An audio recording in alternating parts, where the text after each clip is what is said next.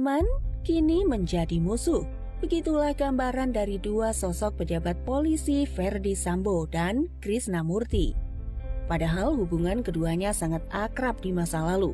Krisnamurti pernah berstatus sebagai atasan Ferdy Sambo saat menjabat Kepala Direskrimum Polda Metro Jaya. Sementara Ferdy Sambo menjabat sebagai wakilnya. Tak heran, kasus yang menimpa Ferdy Sambo saat ini dijadikan Krisnamurti sebagai ajang untuk melampiaskan sakit hatinya lewat kalimat sindir-menyindir. Ya, pasalnya, pangkat Krisnamurti di kepolisian saat ini sebagai Jenderal Bintang 1, sementara Ferdy Sambo sudah jadi Jenderal Bintang 2. Menarik ya untuk membandingkan perjalanan karir dua petinggi Polri ini. Yuk simak videonya. Namun sebelumnya, jangan lupa klik subscribe-nya dan nyalakan notifikasinya.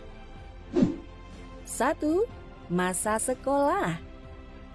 Dimulai dari Krisnamurti, pria kelahiran Ambon ini memulai pendidikan sekolah dasar di Jakarta. Setelah itu, dirinya masuk ke SMP Negeri 1 Malang pada tahun 1985. Setelah lulus SMP, Krisnamurti memilih pindah ke Bandung untuk melanjutkan studi di SMA Negeri 5 Bandung di tahun 1988. Berbeda dengan Krisnamurti yang sering berpindah-pindah sekolah, catatan masa sekolah Ferdy Sambo terbilang minim. Ferdy Sambo lebih banyak menghabiskan masa sekolahnya di tanah kelahirannya, mulai di sekolah dasar di Sulawesi hingga masuk ke SMPN 6 Makassar. 2. Masuk Akpol. Jarak antara Krisnamurti dan Ferdy Sambo saat masuk Akpol rupanya tak jauh berbeda. Krisnamurti pertama kali masuk ke Akademi Kepolisian pada tahun 1988 setelah melalui berbagai pendidikan keras baik secara fisik maupun mental. Dirinya pun lulus dari Akademi Kepolisian Akpol 3 tahun kemudian, tepatnya pada tahun 1991. Selain alumni Akpol, Krisnamurti juga merupakan alumni PTIK tahun 2000, Sespim tahun 2008, Sespimti tahun 2012, dan Lemhanas PPSA 22 tahun 2019. Sementara itu, Ferdy Sambo merupakan alumni Akademi Kepolisian pada tahun 1994. Itu artinya Ferdy Sambo masuk ke Akademi Kepolisian pada tahun 1990 dan selisih 3 tahun dari seniornya Krisnamurti. Selain pernah belajar di Akpol, Ferdy Sambo merupakan alumni Sekolah Tinggi Ilmu Kepolisian pada 2003 dan alumni Sekolah Staf dan Pimpinan Lembaga Pendidikan dan Pelatihan Kepolisian Negara Republik Indonesia tahun 2008. 3. Jenjang karir. Setelah lulus Akpol, Krisnamurti menjadi perwira pertama Polda Jawa Tengah. Setelah itu, dirinya memutuskan menjadi reserse. Karirnya mulai menanjak setelah menjadi Kapolsek Randu Dongkal Pemalang, Jawa Tengah. Sederet kasus yang diungkapnya membuat karirnya semakin meningkat. Tercatat, dirinya beberapa kali pindah dinas, seperti berangkat dinas ke Bosnia pada tahun 1996 hingga menjabat sebagai Kanit Reserse Narkoba di Polwiltabes Surabaya setahun setelahnya.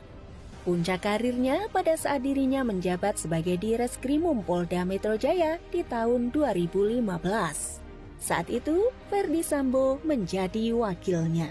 Keduanya begitu dekat dan memecahkan berbagai kasus secara bersama-sama. Bak bumi dengan langit, perjalanan karir Ferdy Sambo terbilang mulus, pernah menjadi bawahan Krisnamurti, kini memiliki jabatannya melebihi sang atasan terdahulu. Ferdy Sambo mengawali karir sebagai Kanit Resintel di berbagai polsek yang tersebar di kawasan Jakarta Timur. Setelah itu, dirinya juga sempat pindah dinas di berbagai daerah seperti di DKI Jakarta, Jabar, hingga Jateng. Puncaknya, pada tahun 2020, Irjen Ferdy Sambo ditunjuk menjadi Kadif Propam. Karir Ferdy Sambo yang naik secara cepat membuat Krisnamurti ikut bicara. Dirinya menyebut kalau kenaikan pangkat Ferdy Sambo terjadi secara tidak wajar, berbeda dengan perjalanan karir Krisnamurti yang begitu panjang dan penuh lika-liku. 4. Kasus yang pernah diatasi. Sebagai seorang polisi, Krisnamurti pernah menangani sederet kasus besar di zamannya. Mulai dari kasus kopi sianida tahun 2016 yang mengeluarkan satu nama sebagai tersangka, yakni Jessica Kumala Wongso. Meskipun kasus tersebut terbilang rumit, namun Krisnamurti mampu mengungkap tabir pelakunya. Yang lebih viral tentu saja insiden bom Sarinah Tamrin 14 Januari 2016 lalu. Sosok Krisnamurti jadi perbincangan, namanya menjadi sorotan. Bahkan, deretan foto aksinya berada di garda terdepan saat baku tembak dengan teroris di depan gedung Sarinah banjir pujian dari kaum Hawa. Sementara itu, Irjen Verdi Sambo juga ternyata memiliki track record yang tak kalah menakjubkan. Terlepas dari dua kasus di atas yang pernah dia bongkar bersama Krisnamurti, Verdi Sambo juga pernah mengungkap beragam kasus. Seperti mengungkap dalang di balik kasus perdagangan manusia jaringan Timur Tengah tahun 2019. Lalu, Verdi Sambo juga pernah terlibat dalam penangkapan buronan kelas kakap Joko Chandra tahun 2020. Bahkan, Verdi Sambo juga menyeret rekannya, yakni Brigjen Prasetyo Utomo yang ikut terlibat dalam penerbitan surat jalan palsu Joko Chandra hingga Irjen Pol Napoleon Bonaparte. 5. Pencapaian pribadi. Mampu menangani berbagai kasus besar, membuat kedua sosok jenderal ini memiliki sederet pencapaian pribadi. Dimulai dari sosok Krisnamurti, dirinya memiliki sederet penghargaan yang cukup prestisius, seperti medali UNTAES dan medali UNAMID, yang mana merupakan simbol atas partisipasi dan pengabdian Krisnamurti dalam misi perdamaian di negara Kroasia dan Sudan. Tak sampai di situ, Krisnamurti juga pernah memperoleh medali UN Headquarters dari PBB. Sementara itu, sosok Verdi Sambo merupakan sosok polisi yang juga memiliki pencapaian tak kalah mentereng. Salah satunya mampu menjadi Jenderal Bintang 2 termuda di Korps Bayangkara hingga digadang-gadang akan menjadi pengganti Kapolri Jenderal Polisi Listio Sigit Prabowo di masa mendatang. 6. Kekayaan. Pengalaman dan pangkat tinggi berbanding lurus dengan gaji dan tunjangan keduanya sebagai anggota Polri. Tak heran, pundi-pundi kekayaan keduanya semakin melejit. Dimulai dari sosok Krisnamurti, meskipun tak ada catatan bersih tentang kekayaannya, namun kalau dilihat dari rekam jejaknya dan pencapaiannya selama menjadi anggota polisi, tentu kekayaan Krisnamurti tidak main-main. Setidaknya, sosok satu ini memiliki kekayaan mencapai miliaran rupiah atau bahkan mencapai belasan miliar rupiah. Tak jauh berbeda dengan Krisnamurti, kekayaan Verdi Sambo juga jarang terekspos. Bahkan, dalam catatan LHKPN, namanya tak tertera. Ada kecurigaan tentang Verdi Sambo yang diduga menutup rapat jumlah kekayaannya. Namun, berdasarkan perkiraan, setidaknya Verdi Sambo memiliki harta kekayaan di atas miliaran rupiah. 7. Kontroversi. Di puncak keemasan, karir Krisnamurti diterpa badai masalah. Kontroversi dirinya yang diduga melakukan penganiayaan terhadap teman wanitanya, Novena Wijaya, merebak ke permukaan di tahun 2016.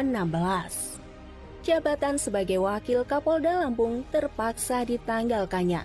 Namun, baik Krisna maupun Novena mengaku hal tersebut tak pernah terjadi. Mereka menganggap ada pihak yang sengaja memfitnah Krisnamurti dengan kepentingan tertentu. Sejak saat itu, karir Krisnamurti mandek, meskipun setelah itu dirinya sempat menduduki jabatan penting di kepolisian. Namun tetap saja, karirnya seolah jalan di tempat. Untuk tolak ukur, seorang Krisnamurti seharusnya bisa menempati posisi lebih tinggi dari sekarang sebagai Karomisinter Divhubinter Polri dengan pangkat Brigadir Jenderal atau Brigjen. Hal serupa juga dialami Verdi Sambo. Kasus penembakan Brigadir J yang baru-baru ini terjadi ikut menyeret namanya dan membuat jabatannya sebagai Kepala Divisi Profesi dan Pengamanan Kadif Propam dicopot oleh Kapolri Jenderal Listio Sigit Prabowo. Jenderal asal Sulawesi tersebut kini dimutasi sebagai perwira tinggi Pati di pelayanan markas Yanma Polri. Terlepas dari status Ferdi Sambo yang kini berpangkat Inspektur Jenderal Irjen, yang berarti satu tingkat di atas Krisnamurti yang berpangkat Brigadir Jenderal, baik Krisnamurti ataupun Ferdi Sambo memiliki kelebihan dan kekurangannya masing-masing. Dan semoga saja institusi kepolisian bisa terus berbenah agar bisa memberikan pelayanan dan keamanan bagi masyarakat.